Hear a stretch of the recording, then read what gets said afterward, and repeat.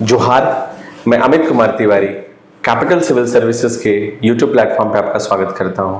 आज हम ट्रंप और पुतिन के बीच की जो वार्ता है और अमेरिका के द्वारा भारत पर लगाए गए 50% जो टैरिफ है उसको समझने की कोशिश करेंगे। इस मीटिंग के पीछे की जो पृष्ठभूमि है, आप उसे अगर हमारे बच्चों को बताना चाहें। यदि इसकी पृष्ठभूमि की बात करें तो हमें 1991 में जाना होगा, जब सोवियत संघ का यूएसएसआर का विघटन हुआ था। सोवियत संघ के विघटन के बाद भी नाटो का एनलार्जमेंट एक्सपेंशन जारी रहा। नाटो का उद्देश्य था सोवियत संघ को रोकना, लेकिन सोवियत संघ के विघटन के बाद भी नाटो बढ़ता रहा और 2022 में स्थिति ऐसी आ गई कि रूस ने यह माना कि अब बहुत हुआ और उसने यूक्रेन पर हमला कर दिया, क्योंकि ऐसा माना जा रहा था कि यूक्रेन भी नाटो का सदस्य बन सकता है, जो रूस के लिए सुरक्षा की दृष्टि से एक बहुत बड़ी चुनौती पैदा करता। इसी बात को लेकर के युद्ध शुरू हुआ। बाइडेन प्रशासन के समय युद्ध चला। ट्रंप जब सत्ता में आए तो सत्ता में आने से पहले उन्होंने वादा किया था कि 24 घंटों में युद्ध समाप्त कर देंगे, पर वो युद्ध समाप्त नहीं कर पाए। और वर्तमान स्थिति ये बन रही है कि यूक्रेन के लगभग 5 शहरों, जिनमें पोक्रोव्स्क, सिवर्स्क, कुपियांस्क, लिमान जैसे शहर शामिल हैं, और ये अगले 2 महीनों से लेकर के 6 महीनों में रूस के कब्जे में आ सकते हैं। तो स्थिति बहुत विकट है और इसी को ध्यान में रखते हुए अमेरिका काफी एक तरह से डेस्परेट है, ट्रंप काफी डेस्परेट है इस युद्ध को किसी तरह से रोका जाए, इसलिए बहुत तरह का धमकियों का सहारा ले रहे हैं। और भारत पर इन्होंने इसी बात को लेकर के टैरिफ लगाया कि भारत एक तरह से रूस को सपोर्ट कर रहा है, उसका तेल खरीद करके उसके युद्ध को फाइनेंस कर रहा है। यही इसकी पृष्ठभूमि है। अच्छा सर, ये मीटिंग जो हुई है वो अलास्का में हुई है। इसका अगर थोड़ा ज्योग्राफिकल पर्सपेक्टिव मैं बताऊं तो ये जो यूएसए है उसका 49वां 49th स्टेट है यूएसए का। तो सर ये अलास्का में ये मीटिंग क्यों की गई है?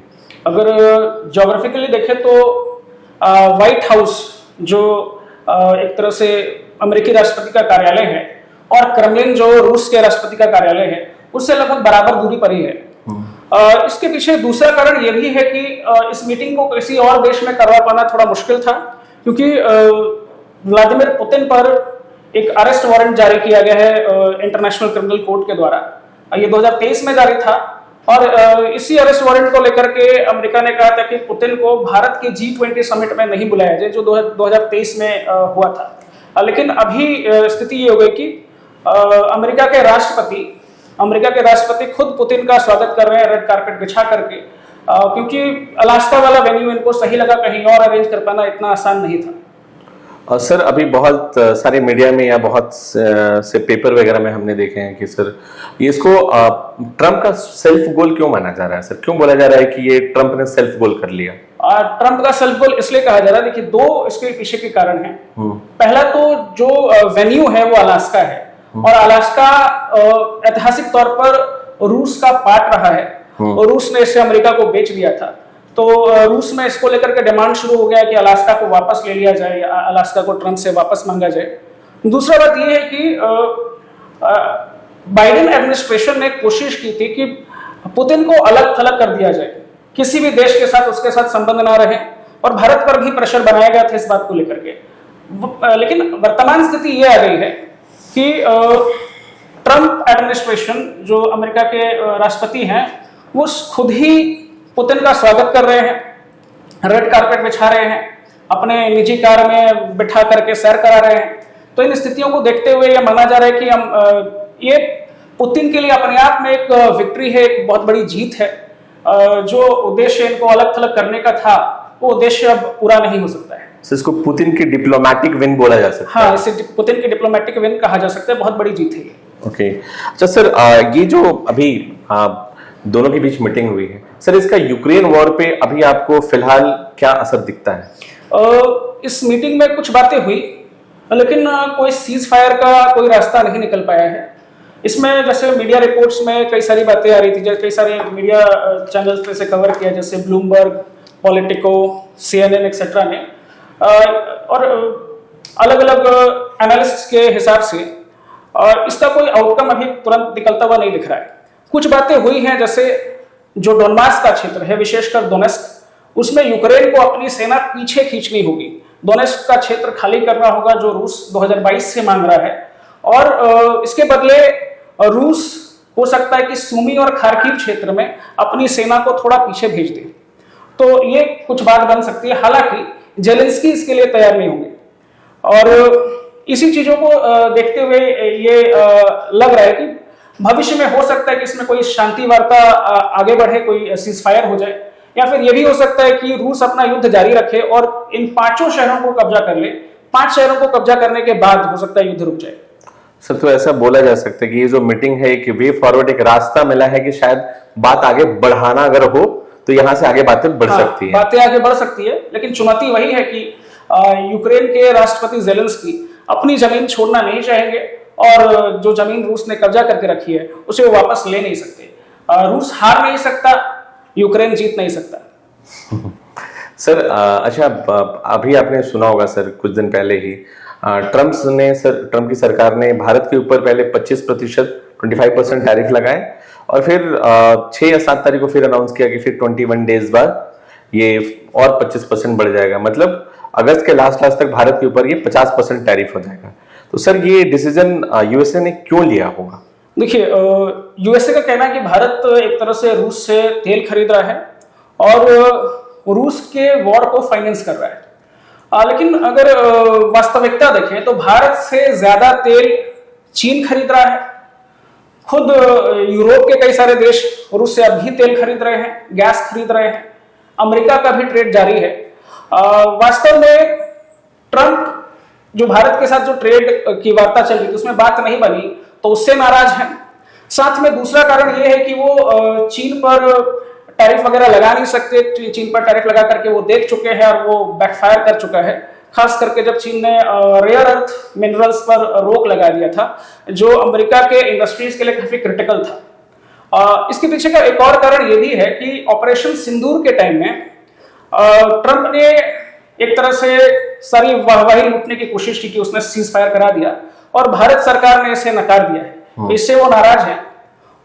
कुछ और कारण भी है इसके पीछे, जैसे ऑपरेशन सिंदूर के दौरान भारत की मिलिट्री ने पाकिस्तान के कई सारे एयर बेसिस, मिलिट्री इंस्टॉलेशंस पर अटैक किया। उसमें से कई सारे अमेरिका के बेसिस थे जो कि ओपन सोर्स में नहीं है, लेकिन अमेरिका के बेसिस थे, उसे भी बर्बाद किया गया। तो इससे भी ट्रंप चिढ़े हुए हैं, और इस कारणवश ये सारा इसका आउटकम आपको टैरिफ के रूप में दिखता है। सर, अमेरिका के F-16 को भी मार गिराया भारतीयों ने। हाँ, अमेरिका के कई सारे F-16 को गिराया गया है, कुछ तो हैंगर्स में ही डिस्ट्रॉय हो चुके हैं, और अमेरिका का जो मिलिट्री माइट है वो एक तरह से एक्सपोज हो गया है। तो इसी वजह से ये कभी एक तरह से आसिम मुनीर को अपने यहाँ बुलाते हैं, कभी कुछ और बातें कहते हैं, और टैरिफ के पीछे का भी यही एक मेजर कारण है। सर, तो अब इतना टैरिफ लगा दिया गया है, तो सर अब गवर्नमेंट ऑफ इंडिया की नेक्स्ट स्ट्रैटेजी क्या होनी चाहिए? भारत सरकार इस पर विमर्श कर रही है। इसमें अगले स्ट्रेटजीज में देखिएगा तो भारत सरकार स्टील और एल्यूमिनियम पर काउंटर टैरिफ लगाने वाली है। अगर बात नहीं बनती है इससे भी, तो हो सकता है भविष्य में भारत सरकार जैसे बोइंग से 490 जेट्स खरीदने हैं, कुछ डिफेंस डील होना है, इस पर रोक लगा सकते हैं, या इस पे और भारत सरकार स्वयं टैरिफ लगा सकती है। कई सारे ऑप्शंस अभी ओपन हैं। अमेरिकी कंपनियों पर नकेल कसी जा सकती है, जैसे अमेजन हो गया या कोई और गूगल वगैरह हो गए, इन पर स्ट्रिक्ट एक्शन लिया जा सकता है। सर, अभी कल ही 15 अगस्त को प्रधानमंत्री ने भी लाल किले से आह्वान किया है कि आत्मनिर्भर भारत का जो कॉन्सेप्ट है उसको धरातल पे और जोर शोर से उतारा जाएगा। और सर, इसी को ध्यान में रखते हुए सर अभी एक नेशनल मैन्युफैक्चरिंग मिशन गवर्नमेंट लेकर के आ रही है। हाँ, नेशनल मैन्युफैक्चरिंग मिशन का उद्देश्य होगा कि भारत में जैसे पहले से जो मिशन चले आ रहे हैं, make in India, startup India, आत्मनिर्भर भारत, उसको और गति दी जाए और भारत को हर चीज में आत्मनिर्भर बनाया जाए, चाहे सेमीकंडक्टर हो, इलेक्ट्रॉनिक्स गैजेट्स हो, या कोई और चीज हो, जिससे हमें विदेशों पर निर्भर नहीं रहना पड़े। और अगर भविष्य में कोई ट्रेड वार वाली स्थिति आती है तो भी हम उसे आसानी से संभाल सकें। सर, अभी तो अब इतना हमने डिस्कस कर ही लिया है, तो सर अगर आप देखोगे कि ये पूरा का पूरा जो इवेंट है, तो वर्ल्ड लेवल पे इसका फ्यूचर क्राइसिस आपको क्या दिखता है? फ्यूचर तो इसका काफी कुछ डिपेंड करेगा रूस यूक्रेन के जो युद्ध है उसके आउटकम पर। आउटकम चाहे जो भी हो, या तो रूस युद्ध जीत ले, यूक्रेन की सेना हार जाए, या फिर कोई सीज फायर वगैरह, पीस डील वगैरह साइन करे, दोनों ही स्थितियों में रूस एक यूक्रेन के एक बड़े क्षेत्र को अपने कब्जे में रखेगा और ये एक तरह से पूरे नाटो की रणनीतिक हार होगी, क्योंकि इन्होंने हर तरह से पैसे से, धन बल, वेपन वगैरह देकर के यूक्रेन को बचाने की कोशिश की, पर ये यूक्रेन को बचा नहीं पाए। अलग अलग तरह का सैंक्शंस लगाया, टैरिफ लगाया, कुछ काम नहीं आया। तो एक तरह से ये नाटो और अमेरिका की हार होगी और ये अमेरिका का जो हेजेमनी है, अमेरिका का जो वर्चस्व है, उसके पतन की ओर इशारा करेगा। ये धीरे धीरे करके अमेरिका का जो सुपर पावर वाला स्टेटस है ये समाप्त होगा और भारत दिखेगा तो कि एक मेजर पावर के रूप में इमर्ज करेगा। वर्ल्ड ऑर्डर अब एक मल्टीपोलर वर्ल्ड की तरफ जाएगा, जहां 4-5 बड़े देश होंगे, बड़े पावर्स होंगे और कोई एक देश का वर्चस्व नहीं रहेगा। उसमें सिर्फ भारत का भी एक महत्वपूर्ण रोल रहेगा। भारत एक मेन पावर के रूप में मल्टीपोलर वर्ल्ड ऑर्डर में उभरेगा। डेफिनेटली। तो सर, जो हमारा टॉपिक था कि जो वार्ता हुई है ट्रंप और पुतिन के बीच में, और जो पुतिन ने भारत के ऊपर टैरिफ लगाया, इसके बारे में हमने बात की है। आई होप जो हमारे स्टूडेंट्स इस वीडियो को देखेंगे या जो भी देखें, उनके सारे कॉन्सेप्ट क्लियर हुए होंगे। और सर, इस टॉपिक पे हम लोग आगे भी नजर रखते हैं और अगर कोई और भी इम्प्रूवमेंट होती है तो सर फिर से हम लोग इसी टॉपिक को फिर से कंटिन्यू करेंगे और नेक्स्ट कड़ी में हम किसी और टॉपिक के साथ फिर हाजिर होते हैं सर। तो आपका बहुत बहुत धन्यवाद। Thank you sir. धन्यवाद सभी दर्शकों को। और आप सभी जो इस वीडियो को देख रहे हैं, इस वीडियो को अपने दोस्तों के साथ, जो नीडी दोस्त हैं जिनको समझना जरूरी है इस IR के इवेंट को, उनके साथ शेयर करें। हमारे इस चैनल को लाइक, शेयर और सब्सक्राइब करें। आपका बहुत बहुत धन्यवाद।